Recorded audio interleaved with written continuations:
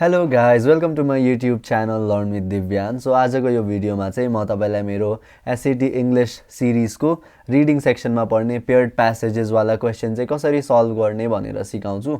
So let me get my slides ready अनि तपाई पनि आफ्नो नोट कपी र पेन लिएर चाहिँ रेडी बस्नुहोस् अनि त्यहाँदेखि मसँग फलो अलङ गर्नुहोस्. मैले एक्सप्लेन गर्दै जाँदाखेरि you can take as many notes and key information पनि टिप्दा भयो. अनि त्यसपछि मैले क्वेसनहरू सल्भ गर्दै गर्दाखेरि चाहिँ you guys please solve along अनि हरेक क्वेसनलाई चाहिँ तपाईँले बुझेर मजाले सँगसँगै सल्भ गर्नुभयो भने चाहिँ you will learn this topic very well है त. ल so I think I will start now. So यो टपिक चाहिँ पेयर्ड प्यासेजेस हो. सो यसमा चाहिँ बेसिकली के हुन्छ भन्दाखेरि तपाईँको दुईवटा प्यासेजेसहरू हुन्छ कि टेक्स्ट 1 र टेक्स्ट 2 भनेर. अनि त्यसपछि चाहिँ हामीले क्वेसनहरू सल्भ गर्न पर्ने हुन्छ. यसको बारेमा केही कुराहरू चाहिँ जेनरली त्यो तपाईँको दुईवटा टेक्स्ट जुन हुन्छ नि तिनीहरू चाहिँ डिसअग्रिमेन्टमा हुन्छन् कि अबाउट कुनै पनि एउटा idea or theory or claim या कुनै पनि कुराको बारेमा होइन. अनि तर उनीहरू चाहिँ सर्टेन कुराहरूमा कहिलेकाहीँ चाहिँ अग्री गर्न पनि सक्छन् कि यो चाहिँ मोस्टली रेलेभेन्ट हुँदैन. तर याद गर्नुहोस् कि उनीहरू जहिले पनि सबै कुरामा डिसअग्री गर्छन् भन्ने कुरा चाहिँ युनिभर्सल ट्रुथ होइन. अल्दो जेनरल डिसअग्रिमेन्ट देख्न पाइन्छ तर they might agree on certain points भन्ने कुरा कि है. अनि त्यसपछि चाहिँ तपाईँको करेक्ट आन्सर चाहिँ त्यो अग्रिमेन्टको अग्रिमेन्टमा पनि बेस्ड हुनसक्छ या डिसअग्रिमेन्टमा पनि बेस्ड हुनसक्छ. जस्तो टेक्स्ट 2 को अथरले चाहिँ कुन कुरासँग चाहिँ टेक्स्ट 1 को अथरसँग अग्री गर्छ त्यसरी पनि सोध्न पायो नि त है. सो त्यो कुरा चाहिँ तपाईँले ध्यानमा राख्नु पर्यो. अब अर्को कुरा चाहिँ तपाईँको लागि कि प्लेस चाहिँ अगाडिको एक दुईवटा सेन्टेन्सेसहरू होइन फर्स्ट 2 सेन्टेन्सेस जस्तो अनि एन्डको सेन्टेन्स अनि काहीँ पनि ट्रान्जिसन वर्ड छ भने त्यो ट्रान्जिसन के को ट्रान्जिसन हो त्यो कुरा है. अनि अर्को चाहिँ यसमा मिस्टेक हुन्छ कि यो कुराले गर्दाखेरि. सो यो कुरा चाहिँ प्लिज ध्यान दिनुहोस्. You never eliminate a choice until you have a strong reason to do it के है. यसमा चाहिँ के भइदिन्छ भन्दा तपाईँले अप्सनहरू हेर्नुहुन्छ यो त इनकरेक्ट भनेर हटाइदिनुहुन्छ नि दुईवटा इनकरेक्ट आन्सरहरू मध्ये चाहिँ तपाईँ अब कुन करेक्ट हो भनेर सोच्नुहुन्छ कि जबकि तपाईँले त करेक्ट आन्सरलाई नै एलिमिनेट गरिदिइसक्नुभयो. सो त्यसैले गर्दाखेरि जबसम्म तपाईँ एकदमै स्योर हुनुहुन्न होइन तबसम्म चाहिँ कुनै पनि अप्सनलाई चाहिँ एलिमिनेट नगर्नुहोस् है त. अनि अर्को चाहिँ होइन यो गाह्रो चाहिँ किन हुन्छ भन्दा you have a lot of sources of information के क्वेसनले पनि केही भनिरहेको हुन्छ. दुईवटा टेक्स्टमा फरक फरक इन्फर्मेसन हुन्छ दुईवटा टेक्स्ट छ त्यसपछि इन्डिभिजुअल एन्सर चोइसेसहरू छ होइन. यति धेरै सोर्सेस अफ इन्फर्मेसन सबै कुरा एकैचोटि लिँदाखेरि जम्बल्ड अप हुन्छ कि अनि यु मिस इन्फर्मेसन. तर one thing at a time लिएर एनालाइज गरेर गऱ्यो भने चाहिँ तपाईँलाई इजी हुन्छ कि. सो त्यसैले try to deal with the smallest amount of information possible at a time है त. सो यसको क्वेसन तपाईँको अगाडि झ्याप्पा आउने बित्तिकै अप्रोच चाहिँ के हुनुपर्छ त त्यो हेरौँ. फर्स्टमा चाहिँ तपाईँले टेक्स्ट 1 पढ्न पऱ्यो होइन मेन पोइन्ट आइडेन्टिफाई गर्न पऱ्यो टेक्स्ट 1 को. त्यसपछि टेक्स्ट 2 को मेन पोइन्ट आइडेन्टिफाई गर्न पऱ्यो होइन उनीहरूको बिचको अनि हुन्छ नि टेक्स्ट 1 र टेक्स्ट 2 को बिचको रिलेसनसिप लेख्न पऱ्यो कि लेख्न पऱ्यो सम्झिन पऱ्यो जे गर्दा पनि हुन्छ. I like to write it down होइन ताकि मैले अप्सनहरू हेर्दाखेरि चाहिँ मैले नबिर्सम कि कस्तो रिलेसनसिप थियो टेक्स्ट 2 ले के भनिरहेको थियो टेक्स्ट 1 ले के भनिरहेको थियो भनेर है. सो रिलेसनसिप लेख्ने कि जेनरली के कुरामा डिसअग्री गरेर छ अनि कुन सर्टेन पोइन्टमा अग्री गरेर चाहिँ के कस्तो छ त्यो रिलेसनसिप. अनि त्यसपछि चाहिँ answer the question in your own words भन्ने कुरा चाहिँ अब कसरी रियाक्ट गर्दा त टेक्स्ट 2 को अथरले टेक्स्ट 1 को अथरलाई भनेर सोधिरहेको छ नि. अब डिसअग्रिमेन्टमा छ भनेपछि अब अभियसली अब माथि के भनेको कुरा चाहिँ इनकरेक्ट हो किनकि यस्तो यस्तो भनेर रिजन दिन्छ होला या के गर्छ त्यो चाहिँ तपाईँले आफूले यसो सोच्दा भयो कि यो चाहिँ 1-2 सेकेन्ड लाएर अनि त्यसपछि चाहिँ यो वर्क आउट द इम्प्लिकेसन्स अप्सन्समा भएको एबिसिडी अनि त्यसपछि चाहिँ जुन चाहिँ स्योरली इनकरेक्ट हो त्यसलाई हटाउने अनि जुन चाहिँ करेक्ट जस्तो लाग्छ ब्याक एन्ड फोर्थ चेक गरेर चाहिँ अनि टिक गर्ने है त. ल हियर इज एउटा एक्जाम्पल. यो क्वेसन चाहिँ प्लिज ट्राई गर्नुहोस् तपाईँले and then I will do it. ल फर्स्टमा क्वेसन पढ्न पऱ्यो होइन based on the text how would this structures from text 2 most likely describe the view presented in text 1. So हाम्रो पर्सपेक्टिभ चाहिँ टेक्स्ट 2 को अथरको पर्सपेक्टिभ हो है. द टेक्स्ट 1 मा के हुन्छ our food now travels an average of 1500 miles before ending up on our plates. This globalisation of the food supply has serious consequences भनेपछि नराम्रो कुराहरू भन्छ होला ग्लोबलाइजेसन अफ फुड सप्लाईको on environment our health and our communities our taste buds. Much of the food grown in the bread baskets surrounding us must be shipped across the country to distribution centers before it makes its way back to our supermarket shelves. भनेपछि हाम्रै घर वरिपरि उम्रेको food चाहिँ distribution सेन्टरहरूमा जानुपर्छ होइन across the country अनि फेरि फर्केर आउनुपर्छ भनेपछि बेसिकली ट्राभल गर्छन्. Because uncounted cost of this long distance journey, uncounted cost चाहिँ कि air pollution, global warming, the ecological cost of large scale monoculture, the loss are not paid at the checkout counter, many of us do not think about them at all. So basically अब यहाँनिर यो globalisation of food supply हुनुको कारणले गर्दाखेरि चाहिँ एकदमै इन्भाइरोमेन्टमा adverse इफेक्ट्सहरू छ, like air pollution and global warming. And because हामीले यसको बारेमा पे गर्दैनौँ, we don't care about it at all, we don't think about it at all, होइन. सो यो चाहिँ अब बेसिकली एउटा ग्लोबलाइजेसन अफ फुड सप्लाईको सिरियस कन्सिक्वेन्सेसको कुरा गरिरहेछ, यसले सिरियस इस्यु हो भनेर भनिरहेको छ. टेक्स्ट 2 मा के भन्छ, just how much carbon dioxide is emitted by transporting food from farm to fork. कति नै निस्किन्छ र carbon dioxide. Pierre and Hiroko cite a comprehensive study done by the UK's department of environment Defra which reported that 82% of food miles are generated within the UK consumer shopping trips. मान्छेले नै आफैले किनेर लिएर आउनेमा हुँदो रहेछ. Accounted for 48% and trucking for 31% of British food miles. Air freight amounted to less than 1% of food miles. In total, अब यहाँनिर आयो है हाम्रो कन्क्लुजन चाहिँ, in total food transportation accounted for only 1.8% of Britain's carbon dioxide emissions. So basically globalisation of food सप्लाईको एकदमै serious consequences छ भन्ने भन्छ यसले. अनि यसले चाहिँ कति नै कार्बन डाइअक्साइड एमिट हुन्छ र 1.8% मात्र त हो नि भनेर भने. सो यसले चाहिँ नेग्लिजिबल छ भने जस्तो कुरा गर्छ है.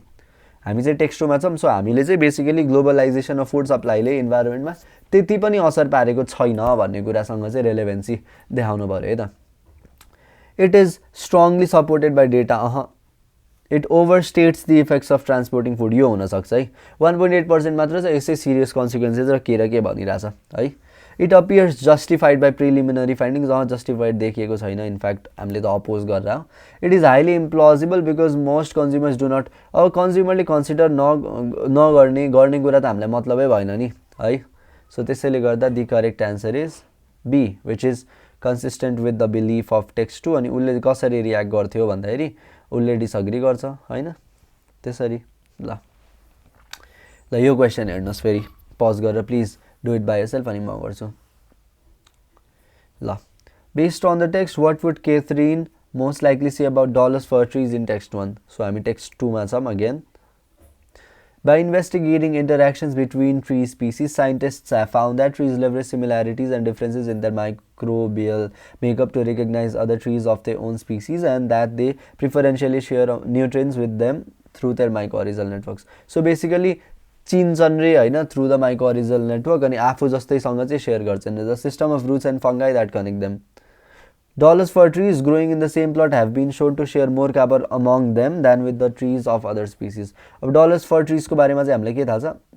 They have been shown to share more carbon among their own species. Basically आफूसँग चाहिँ आफू बिच चाहिँ सेयर गर्छन् होइन, एज कम्पेयर टु अरू स्पिसी भन्दा चाहिँ होइन. टेक्स्ट 1 ले डलर्स फर ट्रिज को बारेमा त्यो भन्यो. टेक्स्ट 2 ले के भन्छ, the notion, the idea that trees send out resources to strengthen a community composed of members of their species is unlikely because groups that cooperate would need to win out over other groups made up of competing individuals. भनेपछि basically यो चाहिँ competitive हुन्छ. According to plant ecologist Katherine, उसले चाहिँ के भन्छ है, हामी चाहिँ वाट वुड केथरिन से भनिरहेछ नि त.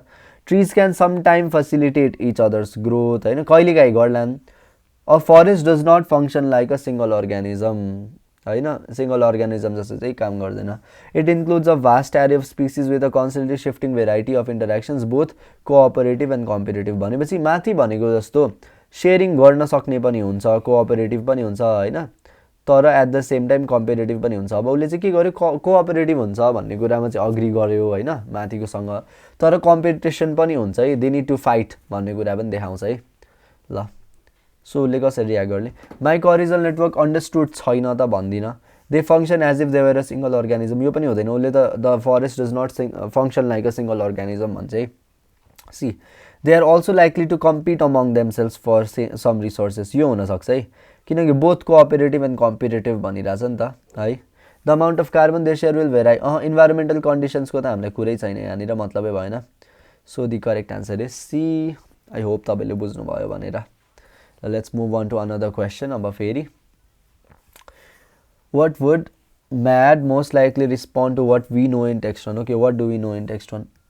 We know that they motivate people who एकचोटि माथिबाट हेरौँ ठिक छ in recent years there has been an explosion of scientific research revealing precisely how positive feelings are beneficial we know that they motivate people who positive feelings motivate people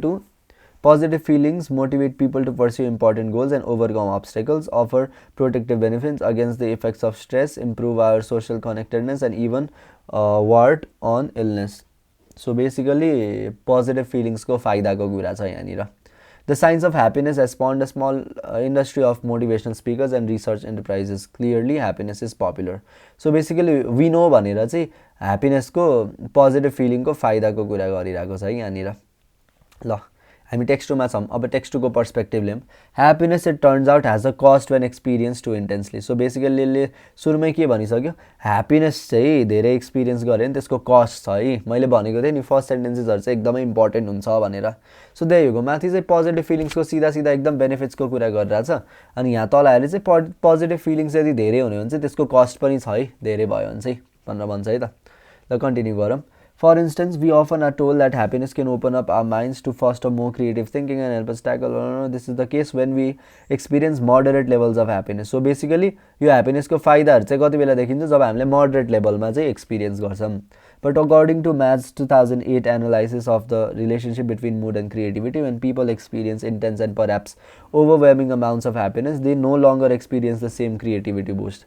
यदि intense भयो भने चाहिँ यो कुरा चाहिँ persist गर्दैन हैन. What's more, psychologist Barbara has found that too much positive emotion makes people inflexible in the face of new challenges. So, यसले चाहिँ माथि चाहिँ positive feelings हो फाइदा भन्यो अनि टेक्स्ट 2 ले चाहिँ पोजिटिभ फिलिङ्स को फाइदा हुन्छ जब त्यो मोडरेट लेभलमा एक्सपिरियन्स गरिन्छ. यदि हामीले धेरै एक्सपिरियन्स गर्यो भने चाहिँ बेफाइदा हुन्छ है भन्छ है. ल by emphasizing the connection between creativity and negative emotions को कुरा छैन. By acknowledging the benefits of positivity in moderation but cautioning against it in excess. In fact त्यही नै कुरा चाहिँ पुरै. सो यही हो. सीमा by questioning the motives of the participants उले participants को कुरै गर्दिन. By challenging the connection between positive feelings and personal fulfillment को त्यो नै छैन है. So the correct answer is B. I hope तपाईले बुझ्नु भयो भनेर. Let's keep going. ल पज गरेर यो ट्राई गर्नुहोस्. अब म गर्छु है त. Based on the text, how would Kate and Castano most likely respond to Oatly in text 1? Text 1 हामी फेरि text 2 मा छौं हैन. So text 1 मा के भन्छ? Found that fiction measurably improves people's ability to guess others' mental states by looking at only their eyes. अरे For example, a series of studies conducted. यो मैले किन यहाँबाट पढे किनकि how would Kate and Castano most likely respond to Oat, Jig and Mar भने नि त अनि उनीहरुको नाम ठ्याक्कै यहाँबाट आइराछ त्यसैले. Found that fiction measurably improves people's ability to guess others' mental states by looking at their eyes. यो चाहिँ हाम्रो क्लेम हो है माथिको. ल त्यही नै अब ब्याकग्राउन्डको लागि यसो पढौँ. Until recently, the concrete psychological effects of fiction on individuals and society were largely a matter of speculation. However, research in psychology is beginning to provide answers about how fiction can expand our moral imaginations.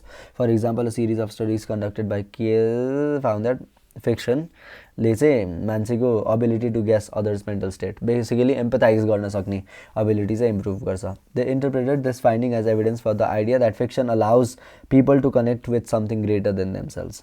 ल text 2 मा basically फिक्सनले चाहिँ मान्छेको empathise गर्ने ability बढाउँछ हैन. Text 1 को idea. Text 2 मा an empirical research approach to the question of whether fiction improves empathy was taken by D.K. and E.Z. who conducted 5 experiments in which participants read fictional excerpts and then responded to images of facial expressions. The results showed that the participants had improved their theory of mind or their ability to inform the thoughts and emotions of others. So basically, fiction in fact did improve people's ability to guess others' mental states by looking at only their eyes. माथि भने जस्तो हैन face हेरेर चाहिँ. अब as Kate points out, however, अब यहाँनिर हेर्नु त मैले ट्रान्जिसनमा ध्यान दिनु भनेको थिएँ नि.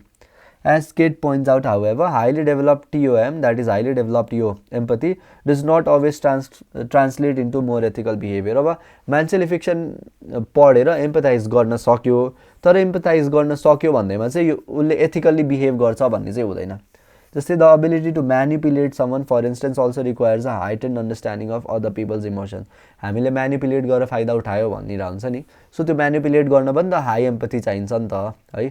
सो फाइनल कुरा के भयो टेक्स्ट 1 ले भन्छ फिक्सन पढ्यो भने मान्छेको एम्पथी इम्प्रुभ हुन्छ, टेक्स्ट 2 ले भन्छ ठिक छ फिक्सन पढेर इम्प्रुभ हुँदो रहेछ मान्छेको एम्पथी, तर एम्पथाइज गर्न सक्छ भन्ने बित्तिकै उसले त्यो कुरा राम्रोको लागि मात्र युज गर्छ भन्ने हुँदैन, एथिकल बिहेभियरमा बेसिकली ट्रान्सलेट हुन्छ यो कुरा भन्ने मात्र हुँदैन, किनकि म्यानिपुलेट गर्नलाई पनि कुनै पनि मान्छेलाई एम्पथीको नेसेसिटी हुन्छ भन्छ है त ल। सो बेसिकली एम्पथी हुनु बित्तिकै त्यो हुन्छ नि त्यसको बेफाइदा पनि छ भनेर देखाउँछ है, मान्छेले फाइदा पनि उठाउन पाउँछन् र। By acknowledging the importance of connecting, को कुरा गर्छन्, by considering that fiction can allow people to transcend, okay मान्छेले आफ्नो लाइफ ट्रान्सफर्म गर्ने यहाँ कुरै छैन, by pointing out that empathy can have negative as well as positive effects, यो हुन सक्छ है, by emphasizing that individuals with high TOM may sometimes prefer non-fiction, non-fiction को त कुरै छैन, which makes option number C correct. I hope तपाईले बुझ्नुभयो भनेर। ल अब यो क्वेसन चाहिँ okay I let you do it by yourself है त।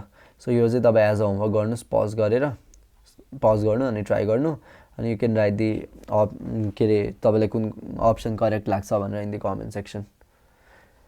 Okay so that's it for today from my side. यो एकदमै इजी टपिक छ, हामीले चाहिँ यसलाई कम्प्लिकेटेड बनाइदिएर हुन्छौँ क्या, बिकज एकदमै धेरै टेक्स्ट हुन्छ, एकदमै धेरै सोर्सेस अफ इन्फर्मेसन हुन्छ होइन, हामीले सिन्थेसाइज गर्न पर्ने, तर वरी गर्न परेन। What you need to do, फर्स्टमा क्वेसनमा जाने, तपाईँ कहाँ हो टेक्स्ट 1 मा हो कि टेक्स्ट 2 मा हो त्यो डिसाइड गर्ने, त्यसपछि टेक्स्ट 1 मा हुने त्यसको मेन आइडिया टिप्ने, त्यसपछि टेक्स्ट 2 मा हुने त्यसको मेन आइडिया टिप्ने, यिनीहरूको बिचको रिलेसनसिप कस्तो छ, के कुरामा अग्री गर्छन् के कुरामा डिसअग्री गर्छन् त्यो हेर्ने, अनि त्यसपछि कुन चाहिँ अप्सन यो कुरासँग कन्सिस्टेन्ट छ त्यो हेर्ने, अनि त्यसपछि एलिमिनेसन खेल्न थाल्ने, त्यति नै हो। त्यति गर्नु भने चाहिँ तपाईँको यो क्वेसन कहिले पनि बिग्रिँदैन है त। So that's it from my side for today. I think अब हाम्रो एसएटी रिडिङ सेक्सनको चाहिँ एउटा भिडियो बाँकी छ जुन चाहिँ त्यो ग्राफ्स एन्ड चार्ट्सवाला हो, so I will publish it tomorrow, अनि त्यति नै हो। After that will move on to mathematics section. Prepare well for your SAT, take care and I will see you in the next one, bye by.